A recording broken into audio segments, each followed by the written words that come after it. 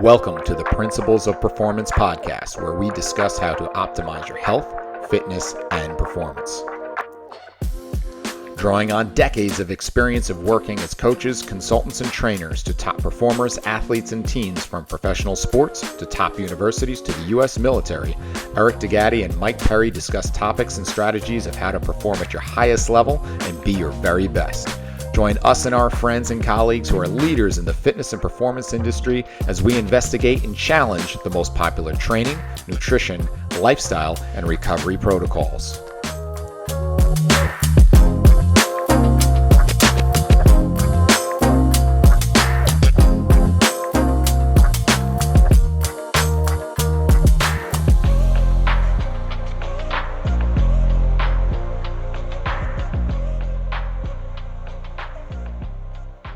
And away we go. Here we are with the Principles of Performance podcast. I'm your host, Eric DeGatti, and I am flying solo today. Unfortunately, my partner and friend, Mike Perry, came down with a last-minute sickness, so I am forging on because this is a guest that I've been wanting to get on for a while and want to make sure that you get a chance to hear from this guy. We have Dan Hellman with me today. I'll tell you a little bit about him. I'm going to paraphrase his bio a little bit. You'll get the whole thing in the show notes, but he's a licensed physical therapist. He's an accomplished health and fitness pro who works with clients from all walks of the world. I'll tell you a little bit about that in a second.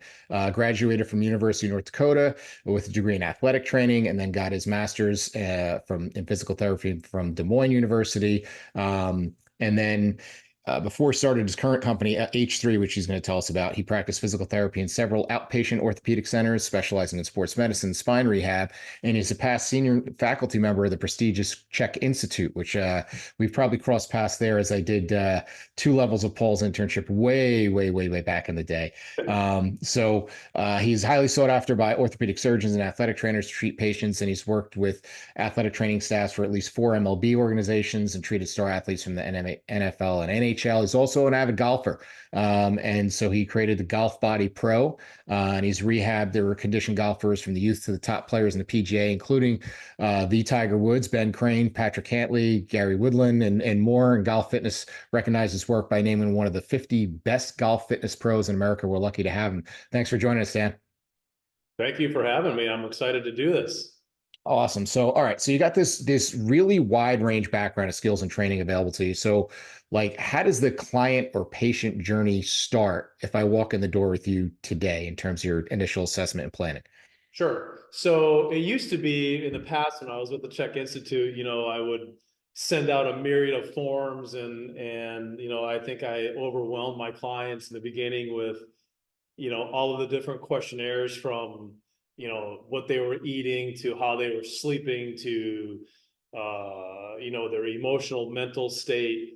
And I've kind of changed all that ever since I studied under Dr. Guy VOYER, the French osteopath. I kind of got back to my manual therapy skills, which I learned in physical therapy school in Des Moines, because that was an osteopath-based school.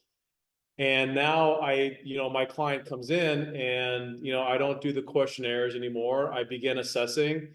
And as soon as the assessment is done, and the assessment might be 5 or 10 minutes, I either begin treating or I begin with the exercise part of the program, because I learned very quickly that the treatment session and the exercise session is a form of evaluation.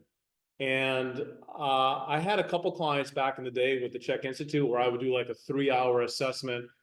And, my time is done and I'm like, okay, Mr. Jones, you can go now, and I'm going to take all this data and I'm going to create a program for you.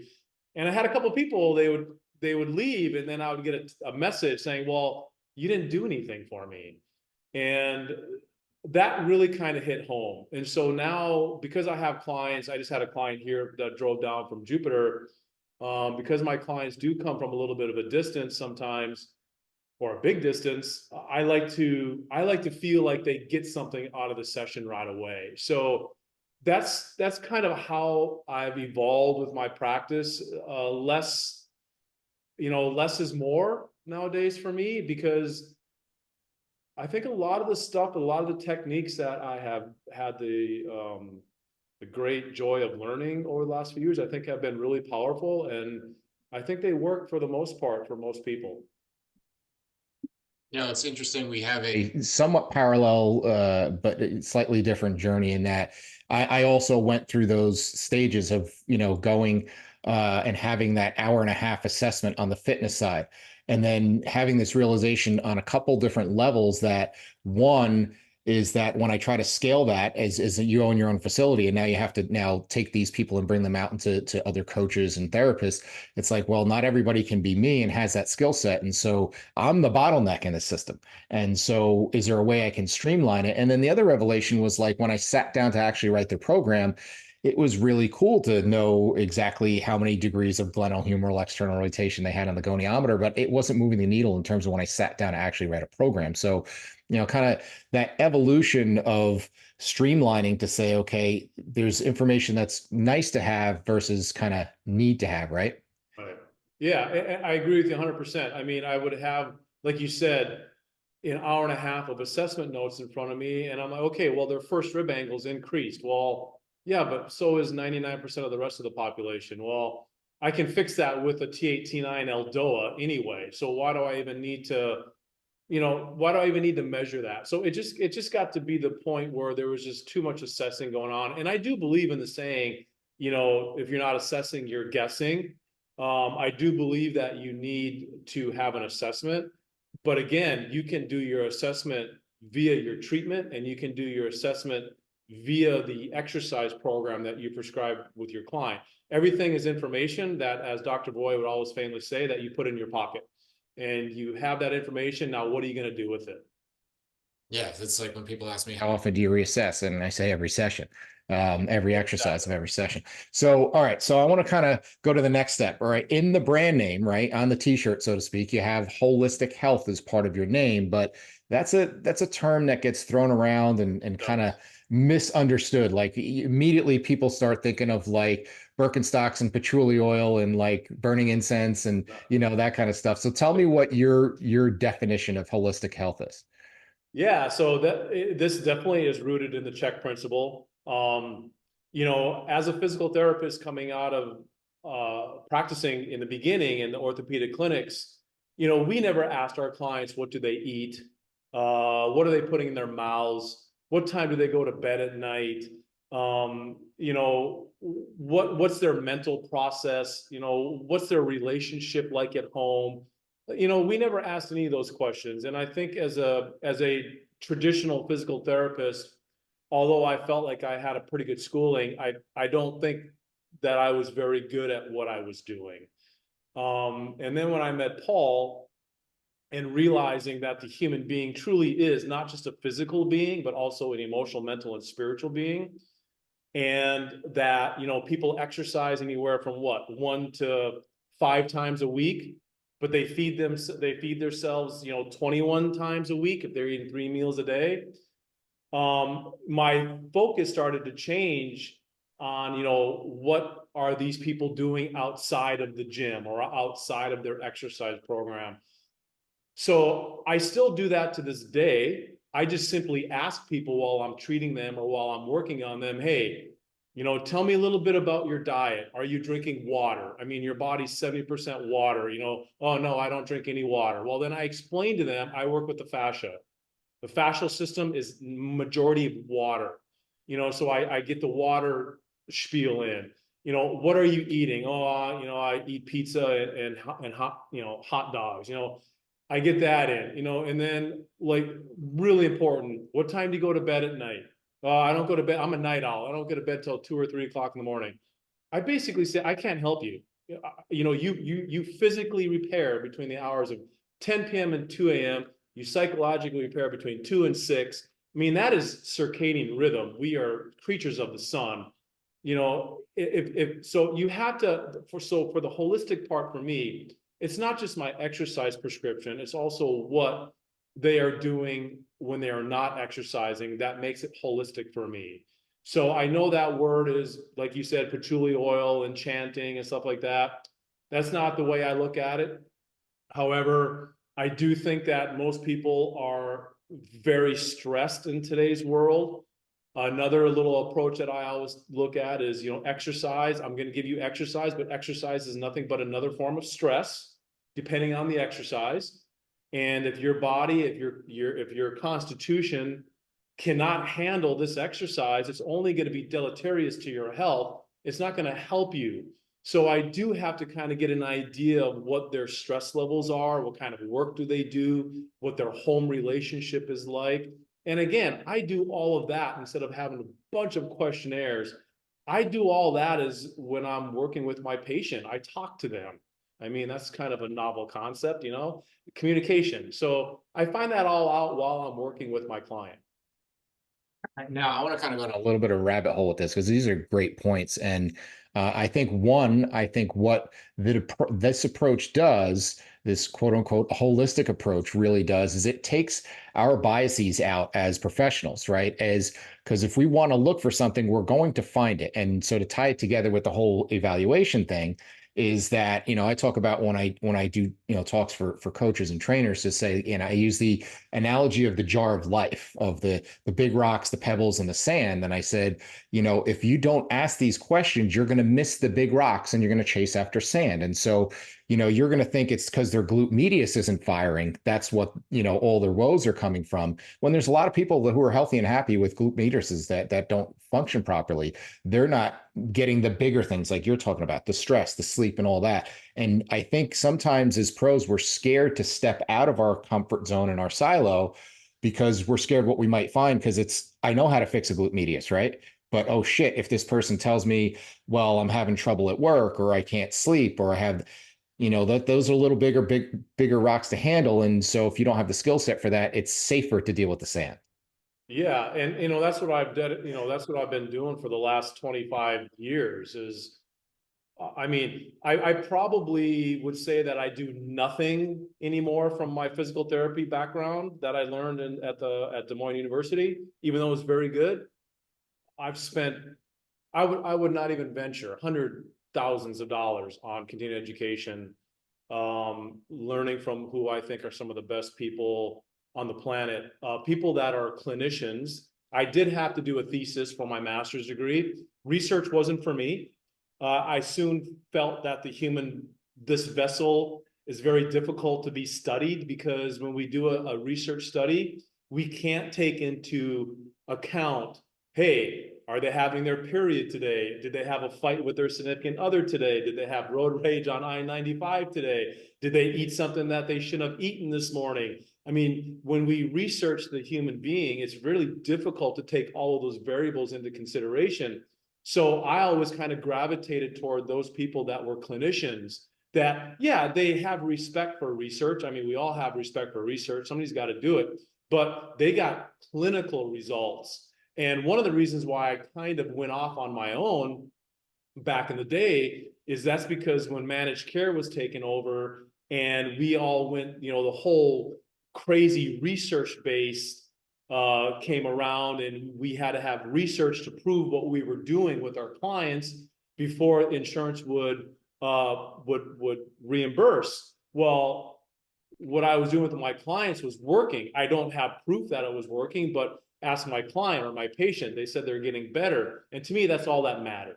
So, I really went after those people like Paul Chek, like Guy VOYER, like Gary Gray, like Gray Cook, that Ola Grimsby. I mean, people like that were really just seeing patient after patient after patient, and they didn't really have time to do research. Doing research takes a lot of time. So for me, the clinicians that were the really amazing results driven clinicians were the ones that I kind of gravitated toward after school. And what I also got out of people like Paul was a different viewpoint, and turning me on to other people who could, a perfect example is in the beginning, I learned, I had the grid that I had hanging on my wall to look at postural assessments and look and say, okay, well, if you have this, and this is tight and this is weak. And then you go and read, Thomas Hanna's somatics that Paul turned me on to. And he's like, well, maybe the person's just having a shitty day and they lost a friend or lost their job. And that's why their posture is what it is. It's not a tight pec minor or a weak rhomboid that's driving that. And so to be able to have your eyes open to other things that are playing in this organism of cells that are changing over every second that we're looking at it is really important for a professional, whether it's a clinician or a fitness professional, to kind of appreciate and understand that we barely have scratched the surface on what we actually really know.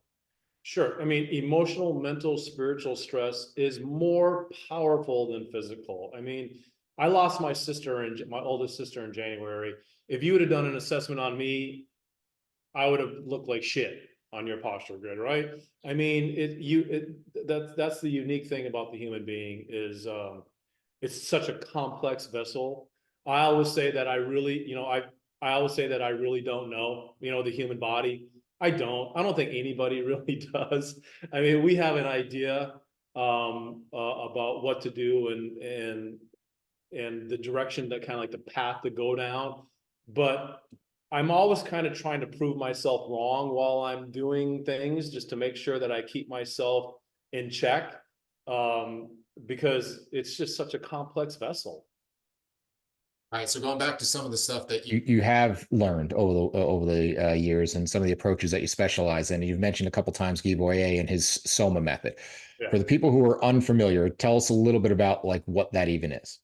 Well, he is a really interesting French. He's based in Marseille, France. Osteopath. His curriculum vitae is kind of unbelievable in a way that he's done so much in his career. And when I met Paul, like, every now and then when you meet somebody in your life, they have a massive influence on you. And for me, it's been two people. I mean, yeah, take my parents and family out of the equation. I'm talking my professional life. And those two people were Paul C.H.E.K and Dr. Guy VOYER. And I'll never forget my first, like, I had a colleague that kept saying to me, you need to see this French osteopath. You got to see this French osteopath. Well, I was teaching so much for the C.H.E.K Institute at that time that I never really had the opportunity to. And one day it just happened to come up that I had a weekend off and he was teaching in New York. And he was teaching the first class of the Soma training program, which is the abs and the thoracic diaphragm. And of course, I go to class, chest pumped up. I'm a C.H.E.K faculty member. I've done 3 cadaver dissections in my time. I know everything there is about the human body. And within the first 30 minutes, I realized that I know absolutely nothing. And because Guy's anatomy as an anatomist is just, it's off the charts because he's a fascial specialist, which for me and my 3 cadaver dissections, all 3 anatomists told us to cut the fascia off and throw it in the garbage. We don't care about the fascia. Well, fast forward to 2024, everybody's talking about the fascia. And I still think that people don't have their head wrapped around the complexity of what the fascia is and what it actually does. And so within the first 30 minutes, I thought, okay, this is a guy that I have to learn from. And like everything I do in my life, I don't do anything half-ass. I throw myself full force in, and next thing you know, I'm taking every weekend, I'm taking a course from him. And he is probably the most brilliant manual therapist I've ever met in my life. I mean, he does things with his hands that I've never seen before. It's hard to explain, but his techniques and his approach, I've watched him literally because I was one of his schools. And he would come in and he would teach 3 days of classes, and then he would also treat. He would treat from 7:15 in the morning till 9 p.m. at night without a break. I've watched him treat thousands of people, and I have never once had one person complain about the treatment. Like they were like, when they finished with him, he's like, oh my God, this guy's like a genius. He's from another planet. I go, I know. And so I just spent all my time like gathering information from him and learning from him and his treatment methods. So it's hard to explain what a European trained osteopath is, because in the United States, we have osteopaths, but our osteopaths, our DOs, they function more like MDs, because in our world here, you either can see one patient an hour and hopefully get paid cash, or you can fill your waiting room full of 40 people waiting and you can bill insurance and you can write prescriptions. So unfortunately, a lot of our DOs here, they just end up functioning like MDs. They do the same residencies.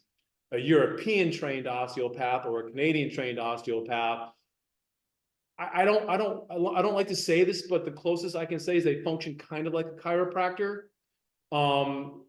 So they don't prescribe medication, but they work with the visceral system of the body. They work with the musculoskeletal system of the body. They work with all the nerves of the body. So he, again, just one of the most brilliant manual therapists that I've ever met in my life. And I had the joy and the pleasure and the opportunity, and I was fortunate that he and I had a connection, and that I became one of his schools, that I could spend a lot of time with him. That's awesome. Now, one of the challenges that I find when I come across people like that, and I've had people very similarly that have had those huge impacts, and I call those people wizards, right? And they can just like use the force almost. They put their hand on your shoulder, and the next thing you know, your dorsiflexion's better. Like they're just absolute, a talent and a wizardry and a gift. The challenge with that sometimes is when you're learning their method is wizardry doesn't scale, and like, okay, how do I then take this system and how do I try to apply it as being a systems manager of having checklists and boxes to go through to say, okay, I don't have that intuitive talent that this person has. And this goes with any method. So how do we take someone who has a really intuitive gift and then try to translate that into, I now have six trainers or coaches on the floor, or I have five or six therapists who are working underneath me, and how do I get them to somewhat assimilate these techniques and not bastardize them? Yeah, totally agree. There will never be another Guy VOYER. Just like there will never be another Little John, another Still, another Sullivan, who are the three main osteopaths. I think Guy is actually all three wrapped into one. But I think from my perspective, what's true for me is the techniques that you can kind of learn from them, from these wizards. I think they go a long way when you apply them with your own knowledge base and your own intuition and your own guidelines that you set for yourself. Like the ELDOA, for example, the people that are still involved in the program, they'll say, oh, don't put an ELDOA online, don't do a video of the ELDOA. You need to be an ELDOA therapist, or I'm like, bullshit. Like, just being able to do the ELDOA posture, let's say at T8, T9, you're going to reap the benefits from it. So I think sometimes we take these wizards and what they can do, and we put them way up on a pedestal, and there'll never be another wizard like that. But I think if we can take little pieces of what they know and their wizardry, and we can apply those into what we do on a daily basis, I think it just makes us mere mortals a little bit better of a therapist and a trainer. Hey, everybody, a quick break in the action here. Hope you're enjoying the show, and we appreciate you listening. We're working hard to bring you the highest quality content and best guests every single week. So if you could do us a big favor and go and like and subscribe to the show on whatever platform you get your podcasts on, it would be greatly appreciated. Be sure to listen at the end of the show also to find out more information about our courses, as well as a special discount code for all our listeners. Thanks again, and let's get back to the show. All right, so you brought up where I was going next as far as talking about ELDOA, because you're, very well known for your expertise in that. So kind of tell us a little bit first what drew you to ELDOA, and then kind of how you apply their principles yourself. Well, I kept hearing this crazy word, and I thought, well, what the hell is this? And of course, I wanted to experience it. So I hired a colleague of mine that was doing it, and I went to him and I learned some postures, and I was completely blown away by its benefits and by how my body felt when I finished. It's a love-hate relationship doing them. They're really difficult, but when you're done, you feel like a new person almost. And so, of course, like that's part of the Soma training program. And you would have during the Soma training program, you would have an ELDOA 1 and an ELDOA 2. The ELDOA is one of VOYER's only like trademarked methods. And it's so powerful that he decided that he was going to branch that off and create an ELDOA trainer and an ELDOA therapist. Again, in my opinion, I think it's a little much. I think if you just learn the ELDOA 1 and 2 in the Soma training program, that it's plenty enough powerful that you can have an impact on a lot of different people. But basically, you're looking at roughly a 1-minute posture exercise, and the different postures set you up to manage one segment where you can decompress another segment. And when you do that, if you're looking at through the discs of the spine, you get imbibition, the disc can fill up again, you take the pressure off of the facets, you create an amazing awareness of the human body. And I think as coaches, the most important thing we teach our clients is awareness, is body awareness. Nowadays, people are so unaware of their bodies. So you teach this awareness, you get this amazing blood flow return. You're working in extreme end ranges of motion so that when you go back to sport or you go back to your activity, that you feel more secure and more safe because you've trained stuff in the gym in a secure environment.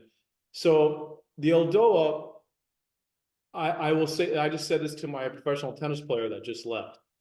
If I don't care what you do, if you're a tennis player, a hockey player, soccer player, whatever your sport is, whatever your activity is, if somebody came to me and said, hey, I have 3 minutes a day to treat my body with respect and with love, what can I do for it? I'd give them a couple ELDOA.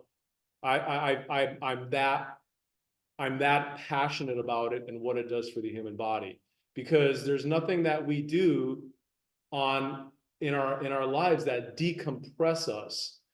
Everything we do, because we're the only creatures that walk on this earth with a vertical spine. And, we swing a golf club, we swing a tennis racket, hockey, whatever, against gravity. The sheer compression and torque is what can kind of destroy the joints. Well, it's the ELDOA that is given, treatment and therapy back to the joints. And you are doing it actively. But people say, well, what about passive traction? Well, that's passive. It's you're not active in it. When the machine or when the therapist stops pulling traction on you, what do you have left? As a physical therapist, when I first started practicing, we used a lot of traction machines. So I'd put my patient down on a bed, I'd hook up the machine to them. It would feel great while the machine was pulling traction on them, but I would stand in the corner and I would say a small prayer. Please, God, when this person gets off the table, please don't let them have a rebound effect, because they would, they'd go from non-axial loading position to all of a sudden and being stretched to an axial loading position with their nervous system completely sedated because this machine was doing all the work. And a lot of times my patients would have a rebound effect. Well, that doesn't happen with ELDOA because you are the one that's doing the decompression, not the machine. All right. And so I want to jump ahead to a question I was going to get to later, but it's a perfect spot here you teed it up for, is talking about something that's very underappreciated, I think, is the interrelationship of flexibility, joint mobility, motor control, stability, and strength, and then how they all kind of work across a continuum and need to complement each other, as opposed to a lot of times we like to isolate out, okay, we're going to stretch this, strengthen this type of approach. Talk about how what you just said, when you give someone what's called naive range of motion, that you may actually be making them worse. Right. So, I mean, you have, you can group your clients into roughly 2 categories: your clients that are hypermobile and your clients that are hypomobile, right? So I've had yogis that have come to me and they are so hypermobile. One way I described it to somebody is like, I took this person's foot in my hand and I could feel like all the bones separated. It's almost like sand was pouring through my fingers. I'm like, oh my God, every joint in her body is hypermobile. And she had ankle pain, she had knee pain, she had hip pain, she had back pain. And I'm like, oh my God. I'm like, okay, this is what we need to do with you. You are so hypermobile. And this is a DNS approach, dynamic neuromuscular stabilization. Like your joints are no longer centrated. Like your joints are no longer located in the center. They're sheared. And I said, what I want to do with you is I want to actually muscle bind you. I actually want you to, like, example, I want you to bench press from the floor. I want you to go into a shortened internal range of motion to shorten down those muscles, because everything is so lax and loose on you. And she's like, I can't do that. My guru says I just need to stretch more. I'm thinking to myself, well, okay, I can't help you. I mean, if that's your mentality, I can't help you. And then you have those athletes that are more on the hypomobile side. Yeah, they're tight, but their joints, they're not sloppy. And I find those people have less joint problems than the people that are hypermobile. So that's a great question. So there's a real crossing, a cross reference between a stability of a joint, which if that joint is centrated, again, that's a term that the DNS people use, that you are going to have a better range of motion in that joint than a joint that is not centrated. So then the question is, okay, is that a stability problem where I need to work with the inner unit of the body? If I'm working with the spine, do I need to work with the multifidus, the diaphragm, the pelvic floor, and the transverse abdominis? Or if I'm with the shoulder, do I need to work with the little tiny rotator cuff muscles? So I need to reactivate them to kind of stabilize and stiffen the joint so that they can perform their range of motion? Or is it truly a range of motion issue where they're truly tight? And now I'm going to go more after my myofascial stretching component, my joint mobilization, if I'm doing manual therapy, or my big global postural stretches. So that's a really great question. And I think as a trainer, as a therapist, that's where you got to put your hat on, and your thinking hat, your detective hat, and you got to figure out if it's a stability issue or if it's really a mobility issue. And I think the stability people are the biggest missed and underserved population. And my thesis, personal thesis on this is because so much of what we do when you go to a chiropractor, physical therapist, whatever it may be, a manual therapist, so much of it is mobility biased with a little, with some clamshells and, band exercises thrown in at the end, done poorly. And so they don't really have a metric to measure if this is really a mobility versus a stability problem. And then they don't usually have really good interventions because it's just going to be the same clamshells and TKEs and band exercises anyway. And so I find that those people end up getting missed. And that's a lot of people that I get. This past weekend, I had a woman came in to me and she said, I feel super stiff. I'm getting older. I can't move. And I'm starting to feel my back and so forth. And I really want to improve my mobility. Well, go through and she's a, 6 or 7 on a Beighton scale, and she's got she can, laying on her back, she can bring her leg up to well past 90 degrees, but then you get her on her feet and she can't touch her toes, so she thinks she's inflexible. And I'm like, I got good news and bad news. Is I can help you, and I know what the problem is. The bad news is I'm not going to give you any more mobility because I would be doing you an injustice, if not malpractice. So I think that's where a lot of that comes from, is that we talk about like what can we do to create a window into, there's more to this than just range of motion as our metric. Yeah, and again, there's 3 different ways I learned this. So C.H.E.K always said inner unit, outer unit. Diane Lee would say, she's a physical therapist, she would say local system or global system. And then Dr. VOYER came along with the terms PEAT and DAM. And PEAT is prepare, imagine, and think. PIT, prepare, imagine, and think. And DAM is do, act, and move. And when I learned it that way, that really like local system, global system, inner unit, outer unit, I kind of grasped that. That made sense to me. But PEAT and DAM really made sense to me, because before we can fire these cannons, and like Paul would always say, you can't fire a cannon from a canoe. Before we can fire our cannons, our arms and our legs, and the torso being our canoe, this needs to be stable, right? Or we're going to create shear compression and torque across the joints. And then when Dr. VOYER came along with PEAT and DAM, prepare, prepare, imagine, and think. Like before you do that movement, you're preparing, you're imagining, you're thinking, and that's getting your local system, your inner unit, getting ready to move, because those are the muscles that are closer to the nervous system. So they're going to contract first. And then the do, act, and move, the big muscles can do their job.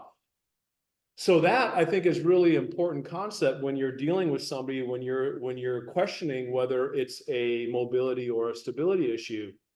And then two, then that takes it into the holistic approach, knowing that the PEEP muscles, the inner unit, the local system is closer to the organs of the body.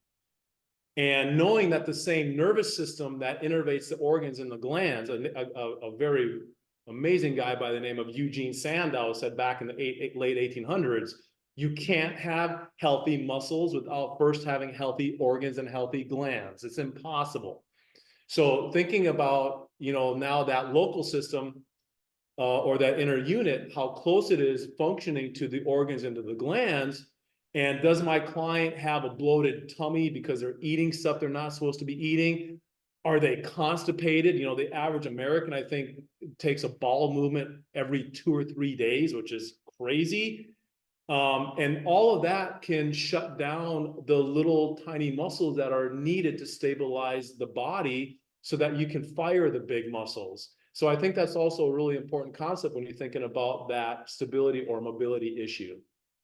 It's ironic when you use the quote from Sandow, that he's actually considered the original bodybuilder, and the Mr. Olympia trophy is the Sandow trophy, and how far bodybuilding has come from that statement couldn't be further. But I want to circle back to the But you ELDOA want to hear stuff. something crazy about Yeah, Eugene Sandow? yeah. If you believe in reincarnation, I think Paul Chek is Eugene Sandow reincarnated. One of my favorite books was The Great Sandow, about Eugene Sandow's life story. Fascinating book. Yeah. So circling back to ELDOA, of the stuff that I've come across in recent years, it's one of the things that sparked my interest the most, and I've only dipped my toe in the water and want to do more. But when I look at it and see that there's these 100 different postures for virtually every joint in the body, how do you begin to organize and prioritize, like, where do you go first, and kind of what's the pecking order of how you kind of would prescribe these, based on, if I have 10 issues from neck to ankle, where do I go? Okay.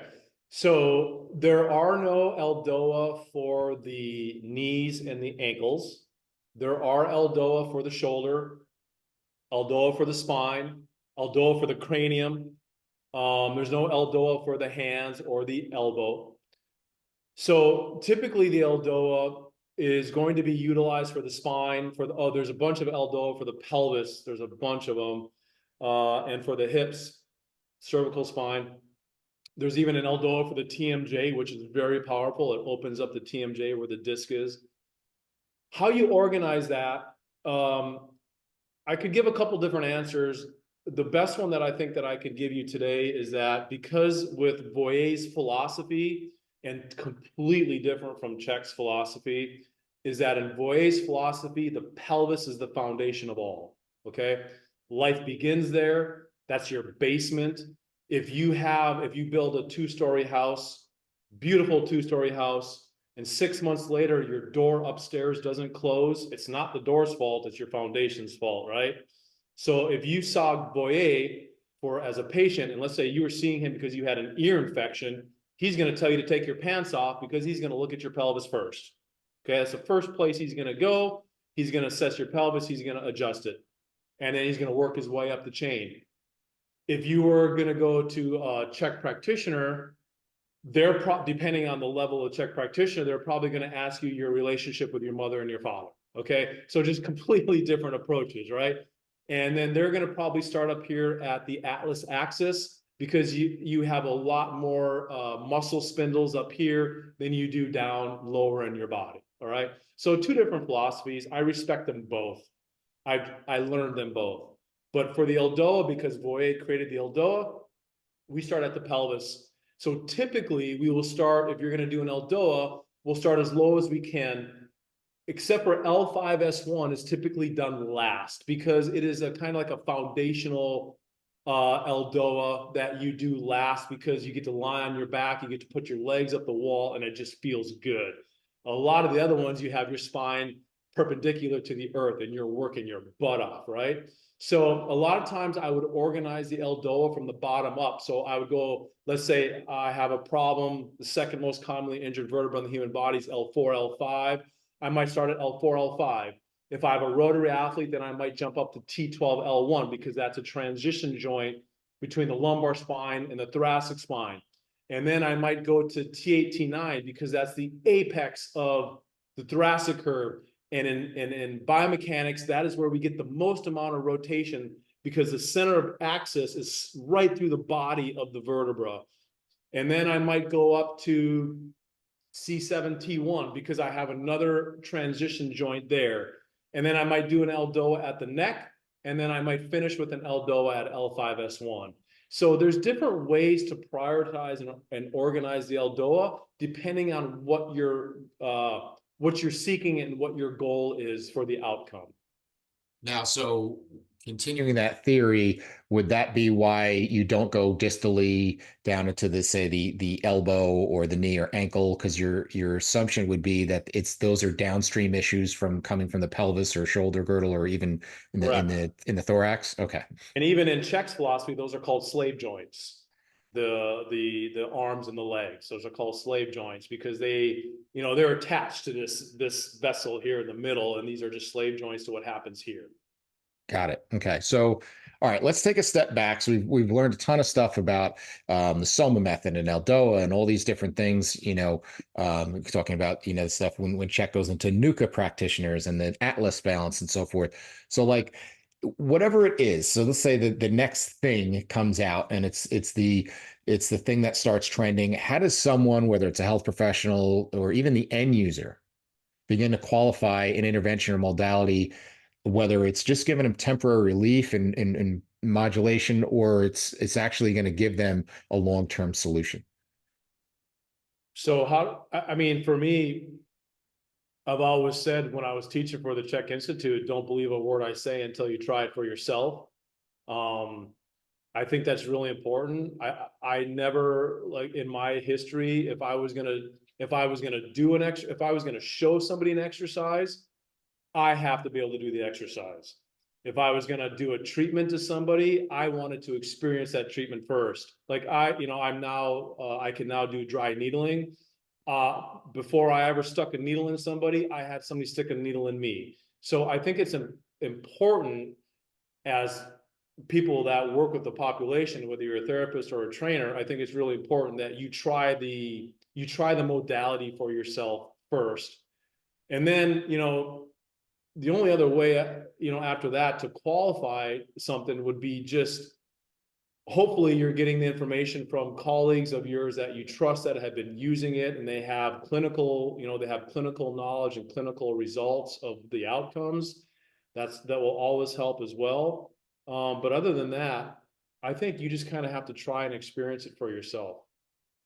I think that's an important thing, not just from the efficacy standpoint, but I think also from the empathetic standpoint of understanding what it feels like. So for myself, if I have a client who you made me think of it when you mentioned it, who had dry needling done on his psoas. And like, unless you've had something like that done, you can't appreciate now when he comes in for an exercise session, like what that is going to feel like, what kind of things he's kind of adjusting to, unless you felt it yourself. And so, whether it's that or like something as simple as when I teach, I tell people, okay, fold your arms and then, okay, now switch it the other way and feel how awkward that feels, right? And that's what your client feels like or patient feels like every time you give them a new exercise. So while you're busy getting frustrated that they're struggling with their single leg balance, or they can't figure out how to move their pelvis the way you're asking them, that's what it feels like to them. And I think for us, we have to take that step back and have that empathy, because sometimes for a lot of people in this field, it came easy to us. If you're talking strictly training, I always told my C.H.E.K classes, do not give an exercise that you cannot do proficiently yourself. So if you're going to give a supine lateral ball roll, I better see you be able to do that with perfection, because most people are visual learners. We're not. That's the other thing is, we don't usually learn by reading a book. Very few people learn by reading a book. They learn by watching. And so if you're going to give an exercise, you better be able to do it with perfect form. That's what I always told my students. I really firmly believe in that. Yeah, that's great stuff. So, as we start to wind down here, I want to find a little bit about, you seem to always be a moving target here, Dan. Tell me what the latest thing that you're working on and what's coming up for you in the near future. So the latest thing that I'm working on is going back, is adjustments. So I've been taking one of my biggest weaknesses is adjusting, is manipulation. I always said if I had to do my career over again, I would have gone to chiropractic school. Because once I'm a good adjuster, the sky's the limit. Learning the exercise and the different aspects of being a good trainer or a good therapist, I think is much more accessible than learning how to crack somebody's neck. So what I've been focusing on lately is manipulation. And I'm decent at the pelvis. I'm decent at the thoracic spine, but as you start working up and get into the cervical spine, I don't have the confidence in that yet. Stakes get a little higher the higher you go up. Stakes get a little bit higher, yeah. But at the end of the day, statistically, very, very, very few people ever get injured from manipulation. But when it does happen, it gets so blown out of the water, it's not even funny. I mean, the allopathic, the medical deaths are like this number 1 or number 2 cause of deaths in the world. That doesn't get blown out of proportion. But oh my God, if a chiropractor manipulates somebody's neck and they have an issue, that gets all over the front page of the news.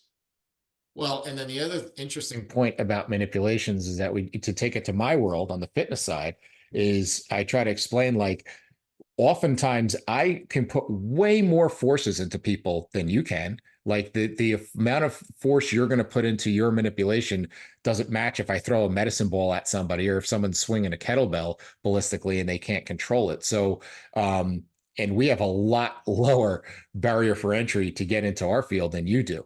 And so actually I want to come back to that before we wrap up. So talk about that relationship, because you have that in your facility where you kind of have this, again, holistic approach of that marriage of where fitness and clinical care crosses over and how it all works together. The treatment part is just such a small part of what we do. The exercise part, giving your patients, your clients, the self-will, the self-power to take responsibility for their own health, I think is the most important thing. Okay. When we give treatment, if I take you out for dinner, I'm buying, you don't have to do anything. I put you on my table, I'm doing the work, you're not doing anything. Is it important? Absolutely. But I think empowering the individual with the exercise aspect of it, effective exercise, not just doing exercise, right? It's because time is valuable. I think that's the most important part of what happens in my clinic and in any clinic that's out there today, is the exercise part of it. Yeah, and that's a powerful message, and I'm glad that you're ending on that, and that you two things I'm going to give you kudos on, and as well as thanking you for your time, is one is someone who's as accomplished as you are in your field to still continue to learn and say, I'm still kind of just learning, right, in the beginning. And then also to the fact that you having the confidence to say that I want to make myself obsolete, right? I don't want you to be dependent on me. Absolutely. I want to be, if I'm really good, you don't need me anymore. Absolutely. And so if we had more people in the field like that, we'd have a lot less kind of every corner having people going 3 times a week who feel a little better for a couple hours and then have to go back and kind of ball and chain to their therapist to feel like they are the answer. And that's not the way it should go in the perfect world when it's really done holistically. Perfect. Awesome. Well, that's a great way to finish it. I can't thank you enough for your time, Dan. I want to thank everybody for listening. And this has been the Principles of Performance podcast. Thank you so much. Thank you for listening to the Principles of Performance podcast. If you've enjoyed our content, please like and share on your social media outlets, as well as subscribe and give us a review on YouTube, Apple Podcasts, or whatever your preferred platform is to listen to. For more information on the Principles of Program Design courses and workshops, visit us at www.principlesofprogramdesign.com and follow us on all of the social media channels where we post new content every day. To save 10% on any PPD courses, enter the discount code PRINCIPLESPODCAST10 at checkout. If you have any questions we can answer or suggestions for the show, you can email us at info@principlesofprogramdesign.com or message us on social media. Thank you again for your support.